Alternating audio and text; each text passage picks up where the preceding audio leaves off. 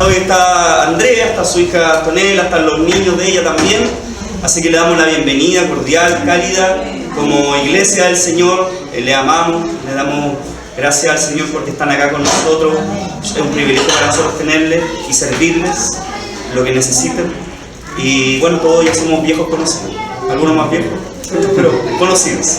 ¿Ya? Vamos a la palabra. El día de hoy voy a compartir una palabra que ya he compartido con los jóvenes.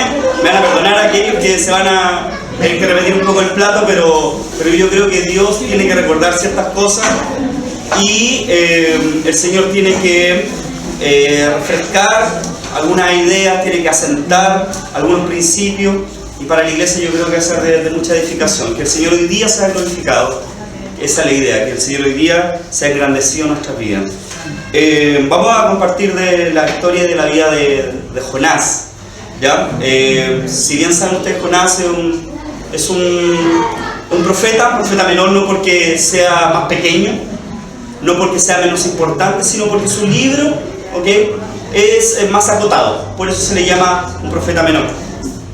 Ahora, la historia de Jonás es fascinante. Yo creo que todos los que fuimos a la escuela dominical algún día estudiamos, conocimos de este gran pez que le llaman ballena, que no sabemos si es una ballena en realidad, que se tragó a este profeta. Es fascinante.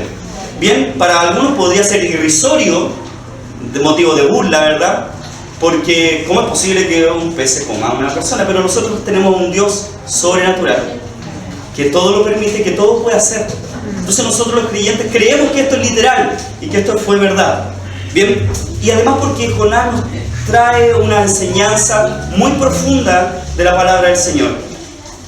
Siempre a mí Jonás me intrigó mucho como libro, y al ir escuchando algunos audios de algunas prédicas y leyéndolo, en realidad hay muchas bendiciones en este libro y espero compartirlos con ustedes el día de hoy.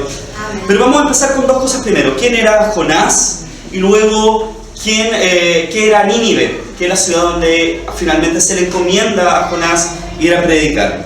Entonces, la vida de Jonás no solo aparece en el libro de Jonás, ¿ya?, que es autobiográfico, porque se cree que él lo escribió, sino que además aparece, y creo que lo pueda proyectar, en Segunda de Reyes, y creo que me puedan acompañar, Segunda de Reyes 14, del 23 al 27. Esto está en la versión Reina Valera. Entonces, en este texto habla de quién era Jonás. Increíblemente, en un libro del Antiguo Testamento, ¿ya? Parece ser que Jonás es muy antiguo, pero en realidad es en los tiempos de los reyes. Y dice así: el año 15 de Amasías, hijo de Joás, rey de Judá, comenzó a reinar Jeroboam, hijo de Joás, sobre Israel en Samaria, y reinó 41 años. E hizo lo malo ante los ojos de Jehová, y no se apartó de todos los pecados de Jeroboam, hijo de Nabat, el que hizo pecar a Israel. Él restauró los límites de Israel, desde la entrada de Hamar hasta el mar de Arabá, conforme a la palabra de Jehová, Dios de Israel, el cual él había hablado por su siervo Jonás, hijo de Amitai, profeta que fue de Gat-Efer. Porque Jehová miró la muy amarga aflicción de Israel, que no había sido ni libre, ni quien diese ayuda a Israel. Y Jehová no había determinado raer el nombre de Israel de debajo del cielo, por tanto lo salvó por mano de Jeroboam, hijo de Joás. Bien, ahí aparece la historia de Jonás, no en grandes detalles, pero sí sabemos que tenía un padre, ¿verdad?, que se llamaba Amitai. Y el libro de Jonás comienza señalando de que Jonás, hijo de Amitai, lo dicen. Bueno, en este tiempo Israel estaba dividido, ¿bien? Había hecho lo malo delante del Señor y se había apartado, se había quebrado el reino. Eran 12 tribus.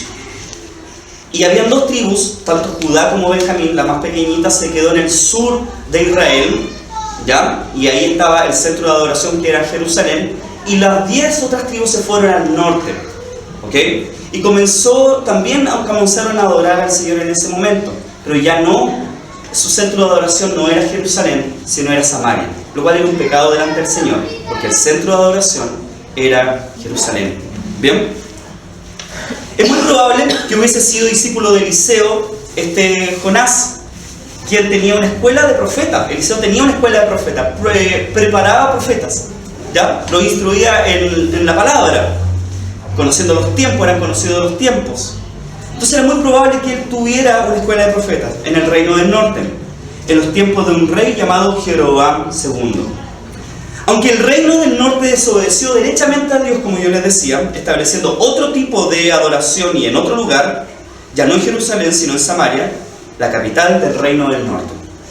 Además de haber distorsionado la Torá, como yo les decía, no tan solo adoraban en Samaria, donde tenían que adorar en Jerusalén, sino además estaban teniendo otro tipo de enseñanza. Pero increíblemente Dios desde ahí levanta a profetas, ¿bien? Siendo uno de estos Jonás, quien estaba llamado a volver el corazón de la gente a Dios. Es increíble como Dios, ¿verdad? A pesar de todo el caos moral, espiritual, de desobediencia, Dios igual levanta gente para hablar a su pueblo. ¿Bien? En esta escuela de profetas es probable que Jonás estudió y se dedicó también al oficio profético y de ahí comenzó a profetizar. A través de este Jonás, el Señor habló a Jeroboam, que era el rey, de establecer fronteras y extender sus territorios, como lo decía el texto, lo cual producía mayores entradas económicas para el reino del norte. Esto fue agradable al Señor, a pesar de que el rey de aquel tiempo, Jeroboam II, ofendió con su vida al Señor. Bien, el texto dice, ¿verdad?, que no hizo conforme al corazón del Señor, lo dice así. Pero no podemos ser tan simplistas muchas veces al estudiar la Biblia, porque no todo fue malo. El extender los límites del reino fue bueno y agradable delante del Señor. Muchas veces nosotros somos muy simples para pensar o para juzgar. De alguna vez la vida no es tan simple. La Biblia no nos entrega tampoco respuestas tan simples, tan mágicas, ¿ya? Por eso que tenemos que estudiar la Biblia, estudiar los contextos. Cuando juzgamos una situación, ¿verdad?, ser muy cuidadosos. Porque no es tan fácil muchas veces la situación, ¿ya? De poder resolverla.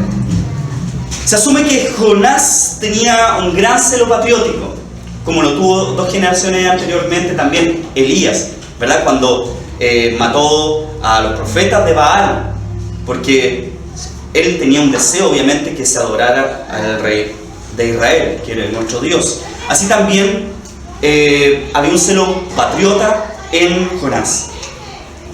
Ahora, ya entendemos qué es Jonás, ¿verdad? Entendemos que no tan solo aparece en el libro de Jonás, sino también en Reyes.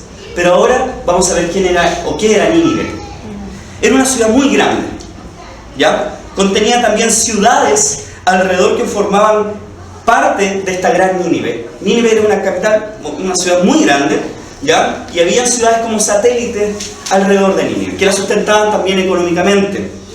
Es como muchas ciudades que van apareciendo, por ejemplo, alrededor de Santiago. Tengamos una idea así. La ciudad satélite, Melipilla, la comuna de Padre Hurtado, que finalmente esta ciudad, Santiago, va creciendo y se van añadiendo a estas ciudades satélites.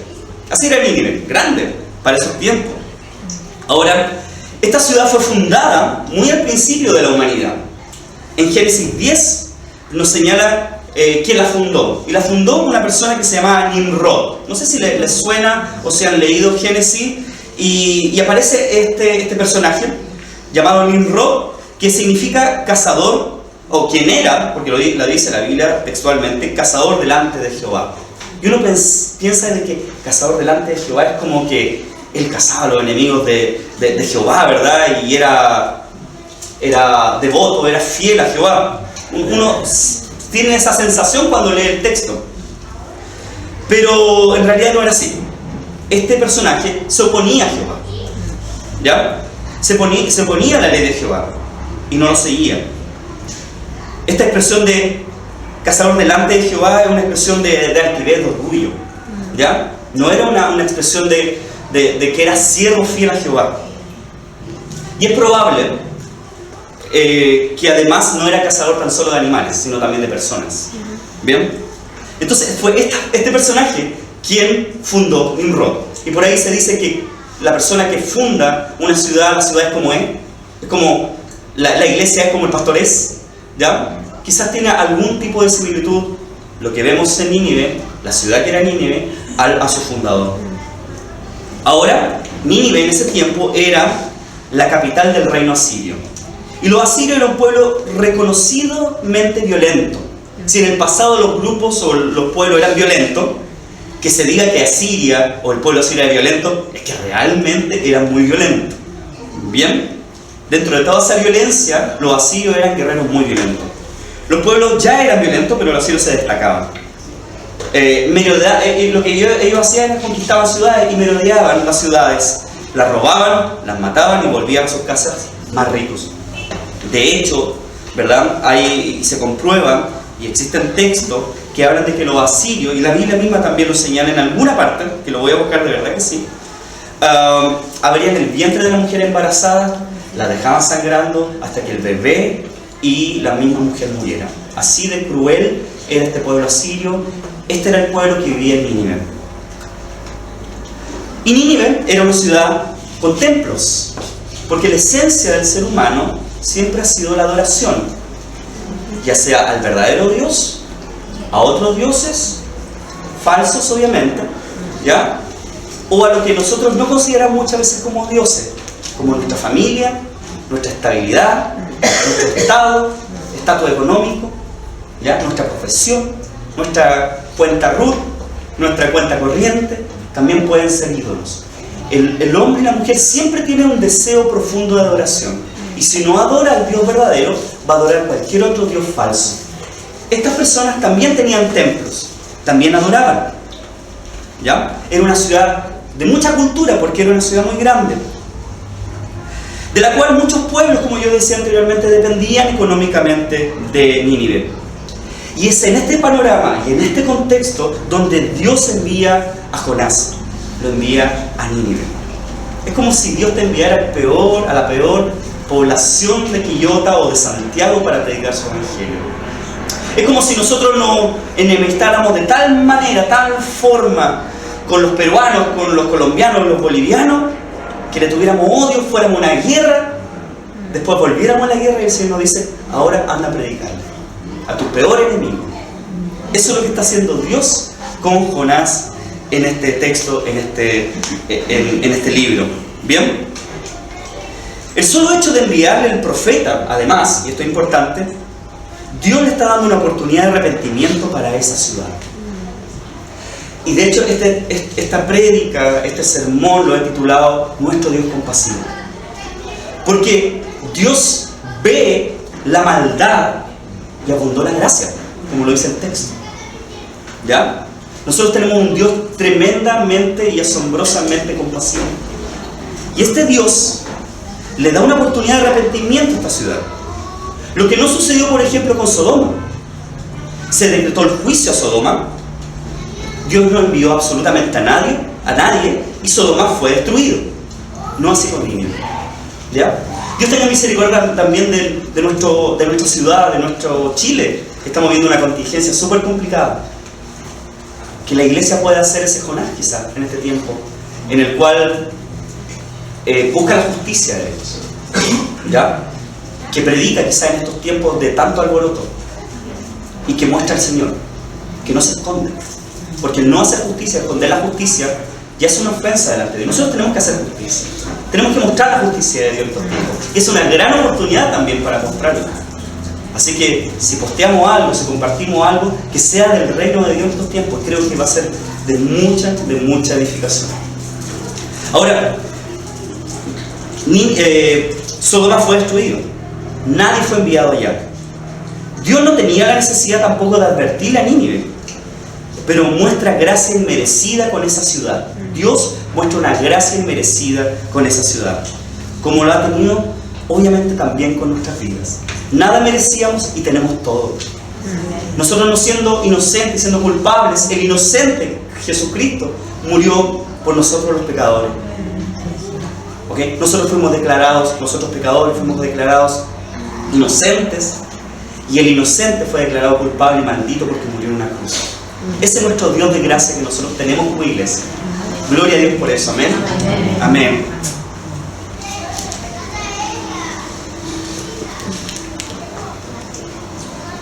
Ahora, hay un pasaje en la Biblia que me llama mucho la atención de este Dios maravilloso y de gracia, y que hace misericordia, y entendámoslo bien, de quién Él quiere. Conocen a Pedro, ¿verdad? Conocen también a Judas. Bueno, Dios tuvo gracia y misericordia, ¿verdad?, de Pedro. De hecho, Pedro fue llamado por Satanás para ser probado, dice la palabra. Pero Jesús ya había orado por Pedro para que no fallara y no le faltara la fe. ¿Qué hizo el Señor? Oró por Pedro, lo cubrió a Pedro en oración para que su fe no fallara, no le faltara. Y Pedro, después de haber negado a Jesús, fue restaurado. ¿Qué pasó con Judas? Judas cayó y Judas se suicidó. Jesús no tuvo misericordia de Judas. Se cumplió lo que tenía que cumplirse. Por eso es que nosotros como iglesia debemos estar muy agradecidos al Señor, porque Dios ha tenido gracia con nosotros. No la tuvo con Sodoma, no la tuvo con Judas, pero la ha tenido con usted y la ha tenido conmigo. Y la sigue teniendo. Dios es maravilloso. Dios es maravilloso con su iglesia. Por eso nosotros debemos sentirnos bienaventurados. Afortunados, dicen algunos textos. Porque tenemos este Dios maravilloso que no nos falta y no nos va a faltar nunca. Amén. Volviendo al texto, cuando escuchó a Dios enviarle, Jonás supo de inmediato de qué se trataba todo esto. Y es por eso que él exclamó: Dios es compasivo y misericordioso. Es como que él sabía que Dios tenía estas características y se molesta y se enoja porque Dios era compasivo y misericordioso. Porque él estaba negando finalmente la salvación a esa ciudad. El orgullo patriota de Jonás se dolió, ya que sabía que servía a un Dios compasivo y misericordioso. Muchas veces nosotros nos molestamos con Dios porque hace bien a quien no se lo merece. Nos pasa. Nuestro corazón funciona muchas veces de esa manera. O negamos la predicación del Evangelio porque esa persona no se lo merece. Como si yo me lo mereciera. Como si alguien se mereciera el don divino del Evangelio. Nosotros no debemos negar el Evangelio a nadie. Hasta la persona más perversa de la historia, nosotros debiésemos compartir el Evangelio.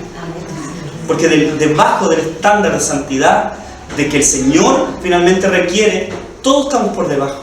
Solo la única persona que satisfizo al Señor, a Dios Padre, fue Jesucristo. Todos para abajo estamos faltos de Dios. Por eso todos somos iguales, necesitados de un Señor. Por eso es que el Evangelio no se puede negar a ninguna persona. ¿Ok? Por lo tanto, el tema central del libro de Jonás es la compasión de Dios por la humanidad. Es sentir el dolor y hacer una misericordia concreta por aquella persona que lo está pasando mal. Es mirar con gracia al otro. El autor de este libro es Dios. Hemos entendido que el autor intrínsecamente de cada uno de los libros no es la persona que se le atribuye, ¿verdad? Sino que es Dios. Ya hay una doble autoría. Dios inspirando a una persona, ¿verdad? No entra en un sueño, esa persona no recibe quizá la revelación de Dios como una secretaria. Hay una doble autoría, es verdad, pero es Dios quien habla de Dios en la Biblia. Y Él es el personaje más importante en la palabra. Entonces el autor de este libro es Dios. Y si Dios permitió que se escribiera y estuviera en nuestra Biblia el texto de Jonás, que vamos a ir leyendo, es porque Dios tiene una gran compasión de las personas y eso quiso reflejarlo y dejarlo por escrito en nuestra palabra. Es también muy probable que Jonás, quien es el autor del libro, haya aprendido la lección, por lo que escribe el libro acerca de su propia experiencia. Quizás con un poco de vergüenza, ¿vea? Porque el corazón de Jonás se ve reflejado, ¿verdad?, en el texto, como una persona tremendamente egoísta con el otro, ¿ya?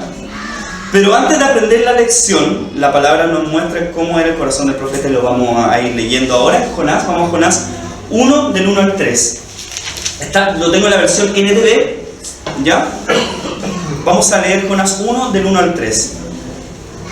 Y es un pasaje muy irónico, al mostrar la abierta desobediencia del profeta.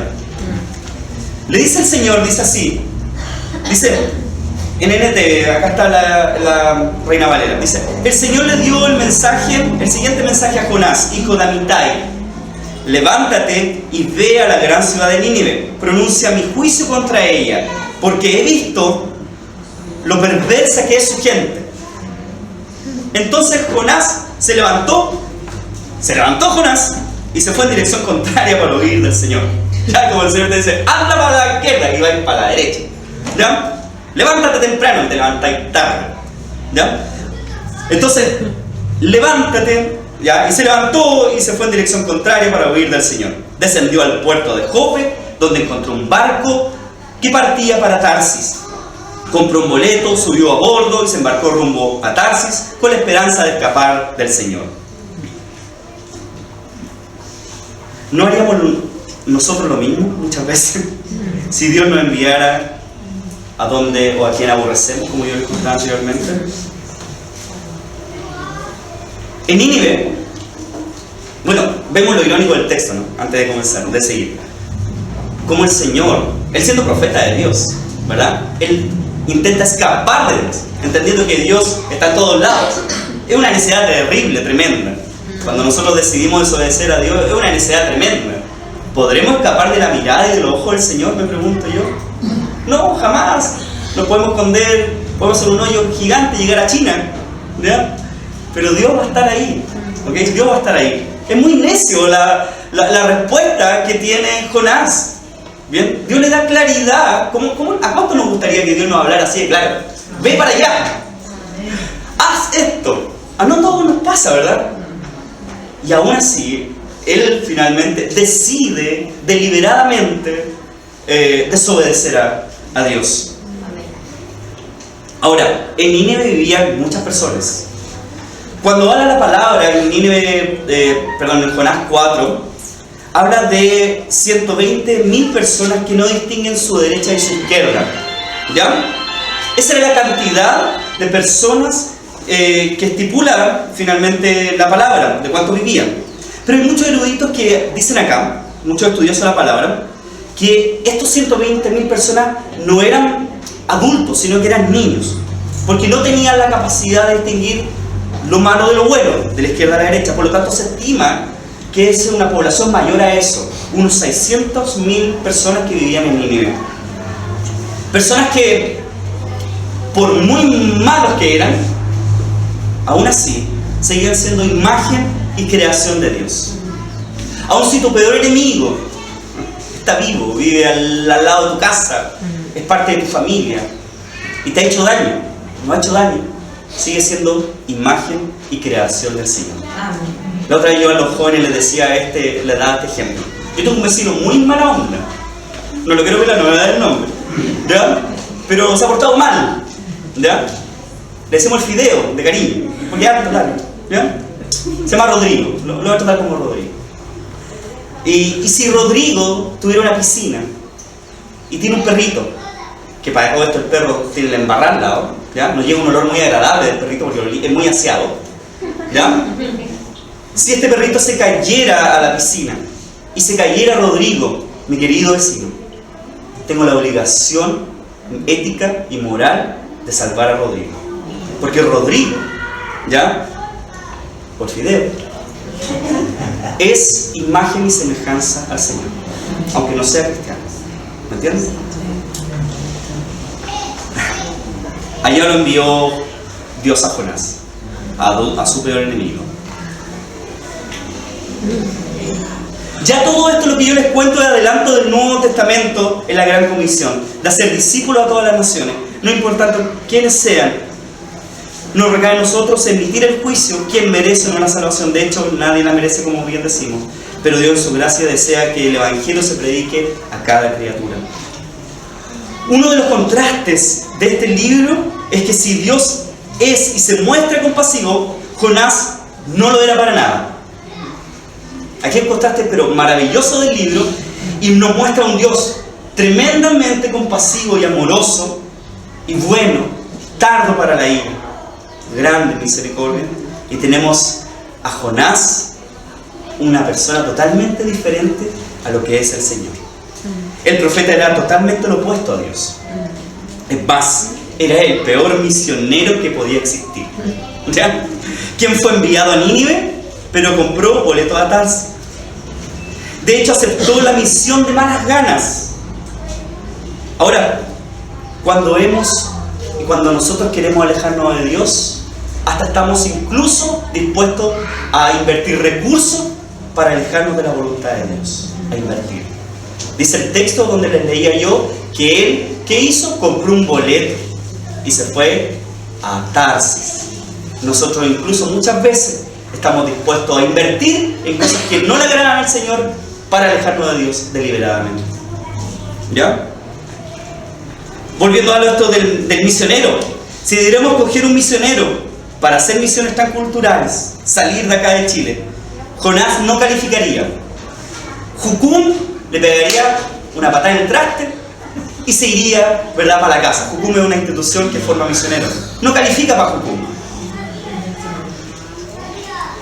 Aún así, Dios en su soberanía y control, y a través de la vida de Jonás se convirtieron tanto los tripulantes del barco, porque no les predicó, como también una ciudad entera, por la cual pasó rápidamente, y lo vamos a leer. Vale preguntar entonces, ¿Dios se vale de mi talento, de mi don, de mi inteligencia para llevar a cabo sus propósitos? ¿O Dios es soberano para cumplir su misión a pesar de nosotros? Se las dejo ahí. Se las dejo ahí. Vamos con Jonás del 1, capítulo 1, del 4 al 10. Y dice así: pero el Señor lanzó sobre el mar un fuerte viento y se desencadenó una tormenta tan violenta que el barco amenazaba con hacerse pedazos, como lo que hablaba un poco acá la Patti respecto al viaje con Pablo, ¿verdad? Los marineros, aterrados, a fin de aliviar la situación, comenzaron a clamar cada uno a su Dios y a lanzar al mar lo que había en el barco. Jonás, en cambio, había bajado al fondo de la nave para acostarse y dormía profundamente. El capitán del barco se le acercó y le dijo: ¿cómo puedes estar durmiendo? Levántate, clama a tu Dios. Quizás se fije en nosotros y no perezcamos. Ahí la palabra Dios con minúscula. Cuando claman los marineros, Dios con minúsculo. No se le había revelado el Dios de la gracia, el Dios todopoderoso todavía. Los marineros por su parte se dijeron uno a otro: vamos, echemos suerte para averiguar quién tiene la culpa de que nos haya venido este desastre. Y así lo hicieron, y la suerte recayó en Jonás. Entonces le preguntaron: dinos ahora, ¿quién tiene la culpa de que nos haya venido este desastre? ¿A qué te dedicas? ¿De dónde vienes? ¿Cuál es tu país? ¿Cuál es tu país? ¿A qué pueblo perteneces? Soy hebreo y temo al Señor, Dios del cielo, que hizo el mar y la tierra firme, le respondió. Al oír esto, los marineros se aterraron aún más. Y como sabían que Jonás huía del Señor, pues él mismo se lo había contado, le dijeron: ¿qué es lo que has hecho? Hermoso texto, ¿no? Hay muchas cosas interesantes en esto. Ahora, Jonás iba en el barco, abiertamente de desobediencia, durmiendo en el barco. Algunos dicen que eso que iba durmiendo era un sueño como de depresión, de deprimido, que era un sueño en el cual había caído él por un estado emocional, ¿verdad?, de depresión. Pero estaba durmiendo. El barco se estaba despedazando debido a una tormenta que se había levantado por causa del Señor. ¿Ya? Cuidado, porque la tormenta no viene por causa natural, viene porque el Señor la levanta. Dios lo había enviado a Nínive y él se fue a Tarsis, ciudad que se encontraba al fin del mundo antiguo. O sea, irse a Tarsis era el lugar más lejano que te podías ir. ¿Bien? Eso queda en el estrecho de Gibraltar, entre España y Francia, entre España y Marruecos. Ese era el fin del mundo. Entonces, si te ibas lejos, te ibas a Tarsis. ¿Cómo se quiere mandar a usted lejos a alguien? Vais a Tarsis. ¿Ya? Porque te va a ir lejos. ¿Ok? Allá se fue este desobediente. Dice el texto bíblico que Dios levanta la tormenta. La tormenta en la vida, para creyentes y para no creyentes, no son causa del azar.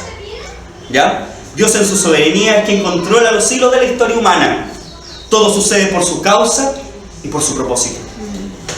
Nosotros y los científicos muchas veces le dan al azar como un poder creativo. No sé si todo salió por el azar, como si el azar tuviera un poder creativo. Y no, el azar es azar. La suerte es suerte. ¿Bien? No, acá el texto, el libro nos está mostrando que Dios en su soberanía levanta una tormenta, que finalmente Él tiene todo en control, aún la maldad, aún lo que hemos visto ayer por las noticias. Nosotros debemos creer como iglesia de que Dios tiene el control incluso de todo lo que sucede de la maldad. Para eso se requiere fe, porque cuando la maldad nos toca, dudamos. Cuando la maldad nos toca, cuando perdemos un hijo, cuando estamos enfermos, dudamos. Pero es ahí donde nosotros debemos creer de que Dios tiene el control y tiene sujeto los hilos de la historia y está manejando, está controlando absolutamente todo. Tiene el control de todo, porque es Dios soberano. Hay una frase que me encanta, que siempre la digo, que Dios conoce el futuro y el fin desde el presente. ¿Por qué es así? O si no, sería un Dios soberano como lo conocemos, o quienes hemos creído. Ese es nuestro Dios.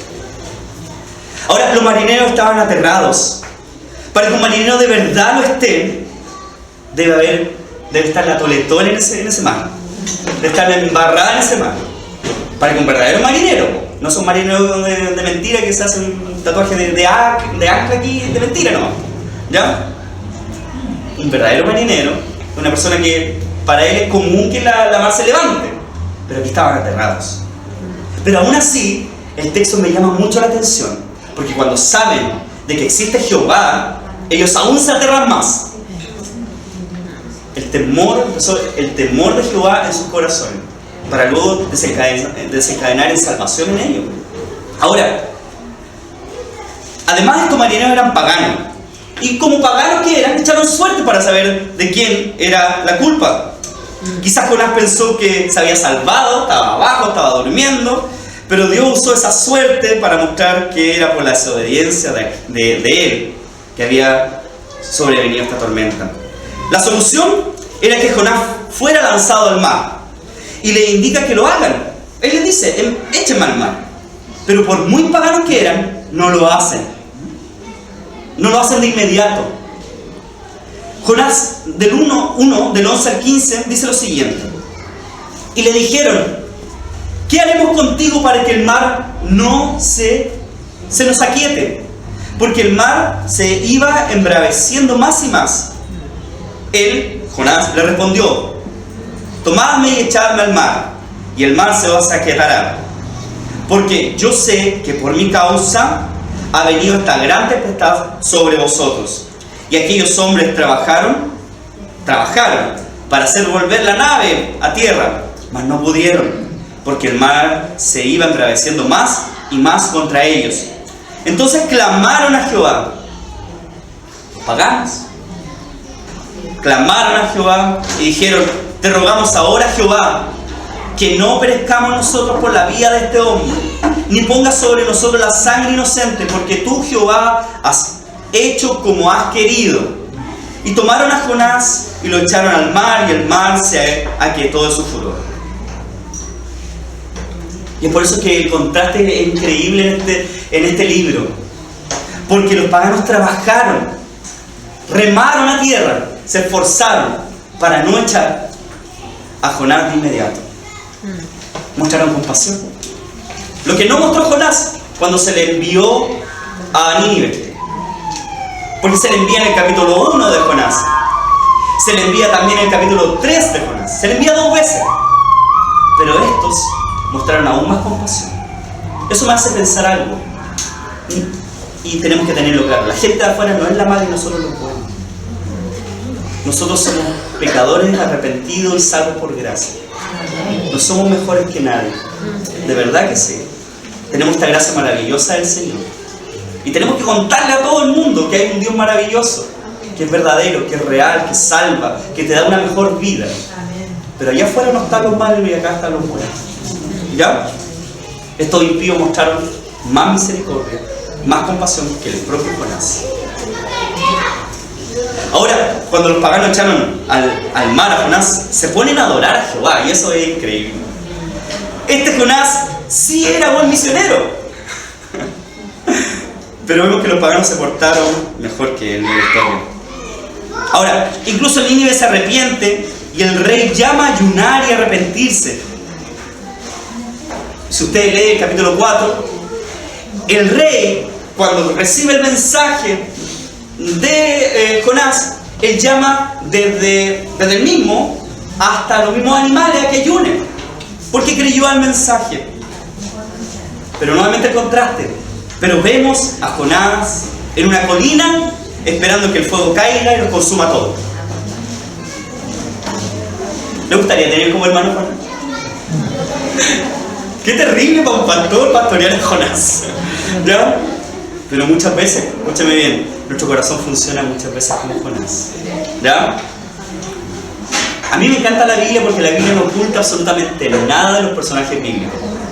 Por lo demás, los destruye. Muestra cómo es su corazón. Porque no se trata de ellos, se trata del Señor. Siempre se ha tratado del Señor la Biblia, como yo les digo. Por eso que la Biblia no tiene nada que ocultar y muestra cómo es la persona, cómo es la gente. Por eso nuestro modelo a seguir no es Sansón, no es David, ¿ya? No es Abraham, es Dios. Y a través de ellos sí, vamos mostrando lo que no debemos hacer y lo que debemos hacer. Pero no son nuestro modelo. Nuestros ojos tienen que estar puestos en Jesús. Él es nuestro Señor, ¿verdad? Y a la medida que debemos llegar. Él es nuestro ejemplo. Ahora, si nos adelantamos un poco en el libro, en Jonás 3, capítulo 3, versículo del 3 al 4, ahora está en versión NBI, medio pasando un poquito por las versiones, dice así: Jonás se fue a Nínive conforme al mandato del Señor. Ahora bien, Nínive era una ciudad grande y de mucha importancia. Jonás se fue internando en la ciudad y la recorrió todo un día, mientras proclamaba: dentro de 40 días Nínive será destruida. Ahora hace caso el profeta. Ahora se interna en la ciudad. Nínive era una gran ciudad. Y Jonás empieza a proclamar el mensaje. Ahora, esta ciudad se recorría en 3 días. Nosotros, Quillota, ¿cuánto lo recorrimos? Un par de horas. Desde la rotonda San Pedro hasta el 5, ¿el 8? Hasta el 8 llega Quillota. Nos demoraremos 3 horas, 4 horas. Bueno, esta ciudad se recorría en 3 días. Pero el profeta dice la palabra que lo hizo en un día. Proclamó el mensaje. Es decir, que lo hizo a la rápida, sin interés ni compromiso, al parecer. Es como cuando uno va a un evangelismo y no entiende lo importante que es estar ahí anunciando el mensaje, y te pasan un tratado y tú volanteas como si estuvieras dando un free pass para el garage, el Sport Club, ¿ya? Para Ibiza, para Dubái, ¿ya? Porque él rápidamente predicó la palabra. En un día se internó por la ciudad cuando se recorrían 3.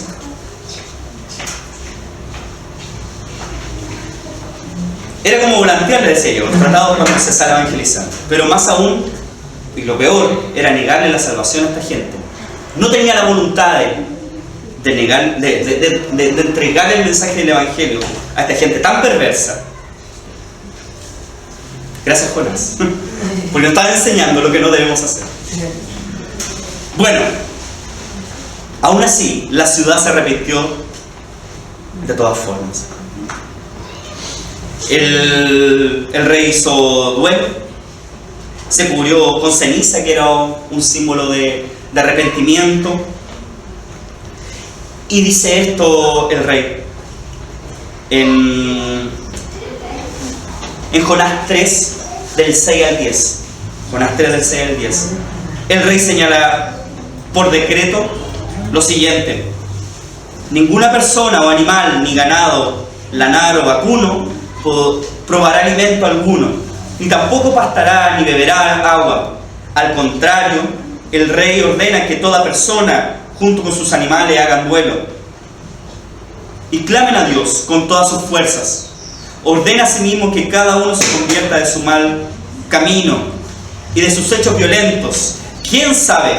Tal vez Dios cambie de parecer y aplaque el ardor de su ira y no perezcamos. Al ver Dios lo que hicieron, es decir, que se habían convertido en su mal camino, cambió de parecer y no llevó a cabo la destrucción que le había anunciado. Eso sucedió cuando el mensaje llegó a oídos del rey. Hubo un real arrepentimiento. Creyeron la palabra. Para nosotros, hermanos, antes de llegar a Cristo, seguramente estaba la destrucción a la puerta. Pero gloria a Dios que llegó este mensaje y nosotros pudimos entrar por el umbral de la puerta, entrar a este camino, ¿verdad? Y todo lo demás fue deshecho. Para nosotros seguramente venía destrucción. Sé que ya no estábamos destruidos. Pero gloria a Dios que conocimos este mensaje que sanó nuestra alma y empieza a restaurar nuestra vida, nuestra familia y todo lo que somos. ¿Bien? Quizás nunca lo vamos a saber para qué venía para nosotros. Algún día vamos a poder preguntarle al Señor qué era lo que venía para nosotros si nosotros no hubiésemos creído el mensaje de la salvación. Y nos sorprenderíamos. Pero gloria a Dios que Él cambió nuestra vida y nuestro destino por algo mucho mejor. ¿Verdad? Gloria a Dios por eso. Amén. Bueno, este hecho de lo que le estaba leyendo el rey disgustó mucho al profeta, tanto por su patriotismo, su conocimiento del carácter de Dios, que era compasivo y misericordioso, y por su validación como profeta. Si él anuncia el mensaje y no hay arrepentimiento al decreto divino, el juicio vendría. Pero si la ciudad se arrepiente, nada pasa.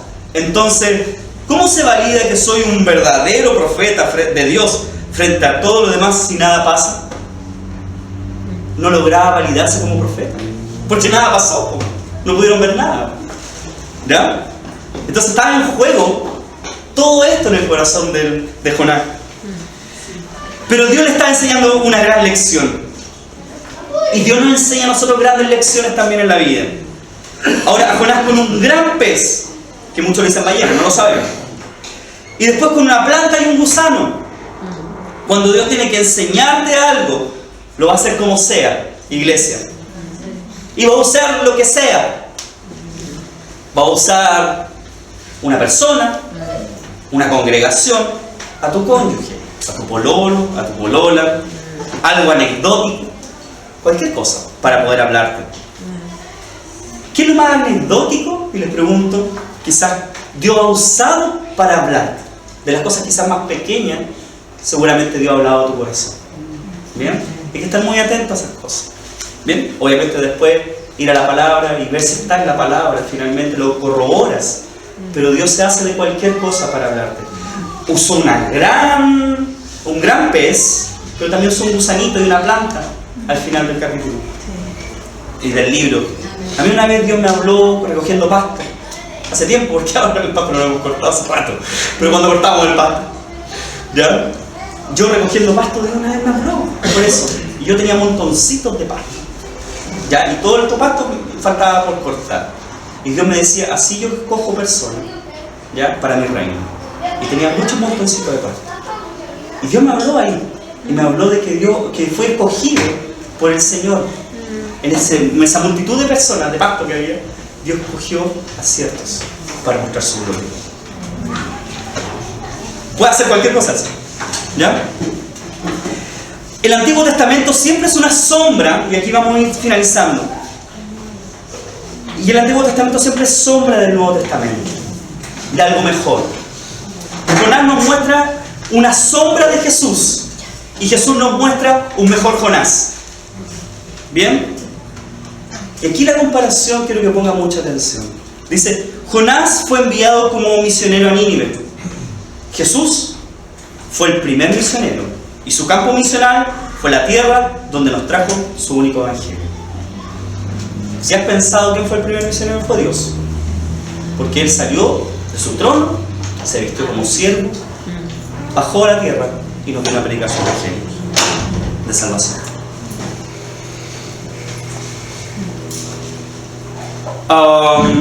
Jonás era rebelde. Dios le dijo que fuera a una ciudad a predicar y se embarcó a otra ciudad.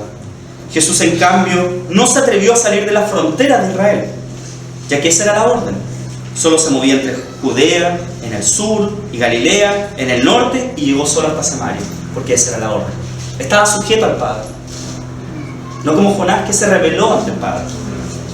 Jonás odiaba a la gente a la que tenía que predicarle. Jesús amó tanto a sus oyentes que hasta dio su vida por ellos. Jonás se enojaba contra Dios porque perdonaba a los que se arrepentían en lugar de castigarlos. Jesús oraba por sus enemigos y se alegraba inmensamente cuando se arrepentían y recibían perdón.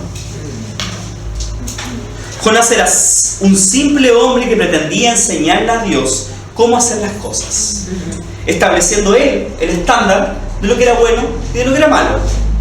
Muchas veces nosotros consideramos, según nuestra humilde opinión, lo que está bueno y lo que está malo, ¿verdad? Así también Jonás, somos muy parecidos. Jesús era Dios y aprendió a ser un simple hombre obediente hasta la muerte y muerte de cruz. Jonás fue lanzado al mar para aplacar la ira de Dios manifestada en una tormenta sobre unos pecadores paganos. Pero Jesús voluntariamente fue a la cruz para aplacar la ira de Dios, lo que llamamos propiciación, sobre muchos que creerán al Evangelio. Jonás fue lanzado al mar en castigo por su desobediencia. En cambio, Jesús fue a la muerte en castigo por nuestra desobediencia.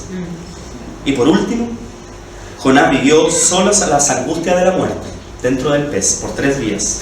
En cambio, el Señor padeció la muerte de verdad. Por eso que el Antiguo Testamento es una sombra del Nuevo, de un pacto mejor, de Jesús, que en Él se sella el pacto. ¿Ya? Por eso que nuestro Señor debe ser amado por sobre todo, porque Él es hermoso, porque Él es grande, porque Él es bueno, porque si hay alguien compasivo, es Dios. Si hay alguien bueno, es Dios. ¿Okay? Las características de Dios son infinitas. Nosotros no logramos entender esta capacidad de Dios de amar, esta capacidad de Dios de compadecer. Nosotros la iglesia somos limitados. Dios nos ayude a ir creciendo en esta compasión. A ir creciendo en esta compasión. A juzgar con justo juicio. Porque estamos llamados a juzgar, pero con justo juicio. ¿Ya? Podemos juzgar, iglesia. De hecho, siempre lo hacemos. Siempre establecemos lo bueno y lo malo. Pero aquí el quid del asunto es que sea con justo juicio, con evidencia, no a la rápida. ¿Bien? Que lo hagamos con compasión, que prevalezca el amor. Una de las grandes enseñanzas del libro, como bien decíamos, es a no tener prejuicio de quién, según nuestra opinión, merece el favor o no del Señor. Es mostrar compasión porque nuestro Dios es amoroso y compasivo. Jonás 4, 10 al 11 muestra también algo muy bonito e importante.